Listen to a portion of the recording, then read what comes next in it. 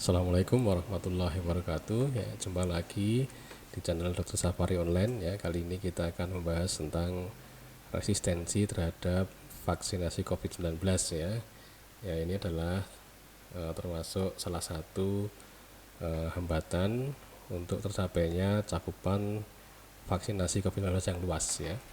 Nah, nanti makanya perlu kita bahas ya. Yang kita bahas nanti adalah data tentang penolakan vaksin ya. Kemudian setelah ada datanya, kita melihat alasan mengapa menolak vaksin ya. Yang terakhir nanti sumber rujukan yang dipakai oleh orang-orang yang menolak vaksin ya. Ya, kita mulai dengan data yang pertama ya. Ini penelitian yang melibatkan 3.414 responden ya di tiga negara Timur Tengah ya, di Yordania, di Kuwait, dan di Saudi Arabia ya. Memang yang terbanyak penelitian dilakukan di Yordania ya.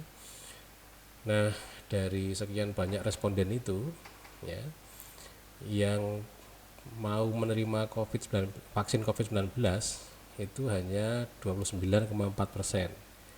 Ya. Kemudian ketika dibandingkan apakah ini hanya terhadap vaksin COVID-19 ya, ternyata tidak.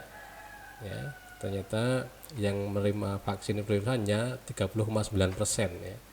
Jadi kira-kira tidak sampai sepertiga ya, yang mau menerima vaksinasi ya dari hasil penelitian itu ya.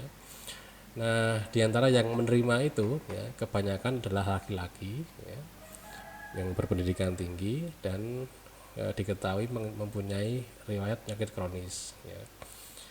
Nah, artinya kalau kita melihat data ini ya, jika sepertiga itu mau menerima vaksin, maka yang tidak mau menerima vaksin itu adalah 2/3. Jadi lebih banyak yang tidak mau menerima vaksin ya. Nah, ini ada data bahwa yang menerima vaksin itu adalah salah satunya di orang-orang yang berpendidikan tinggi ya. Nah, kemudian dilakukan penelitian di Yordania juga ya tentang penolakan vaksin ini ya, yang melibatkan mahasiswa ya, mahasiswa di universitas ya. Nah, dari mahasiswa itu menunjukkan bahwa 39,6% itu tidak mau divaksin ya.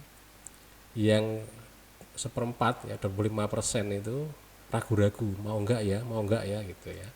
Nah, hanya sisanya yang mau divaksin ya. Jadi ternyata memang dari perguruan tinggi pun yang menolak juga banyak ya. Nah, kemudian apa alasan menolak vaksinnya itu ya? Yang pertama itu ragu dengan efektivitas dari vaksin ya. Apakah vaksinnya ini efektif apa enggak sih gitu. Nah, ada keraguan itu.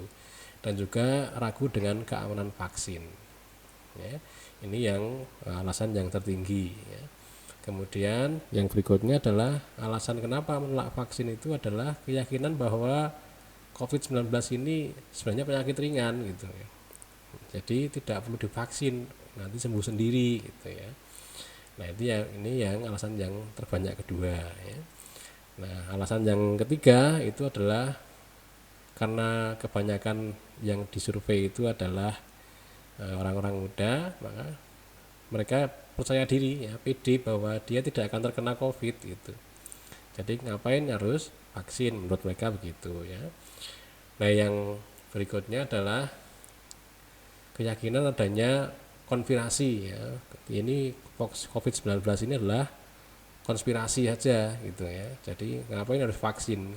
Ya, wong ini cuma konspirasi. Ya, itu alasan mereka menolak vaksin. Dan yang terakhir adalah keyakinan adanya bahan berbahaya yang dimasukkan bersama dengan vaksinasi itu ya.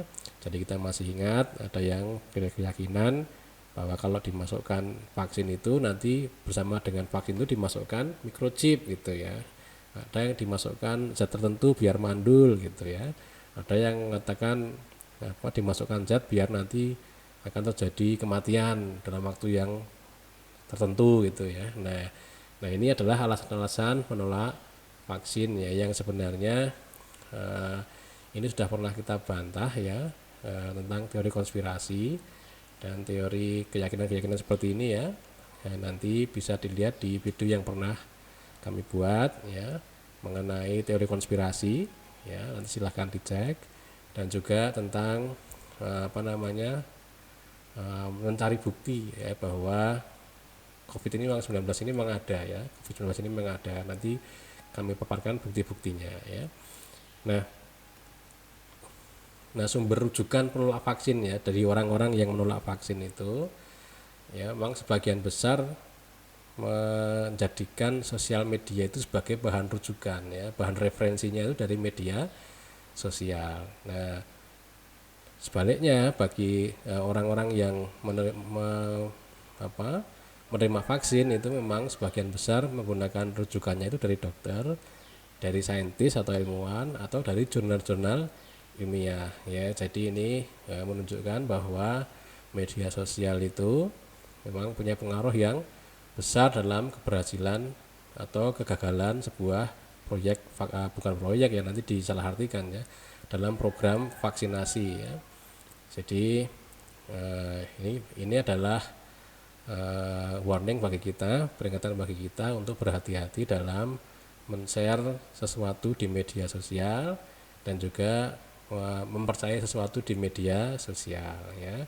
Karena kalau kita logikanya sederhana ya, kalau kita mau mengetahui tentang suatu mobil misalnya ya kita bertanyanya kepada para ahli mobil.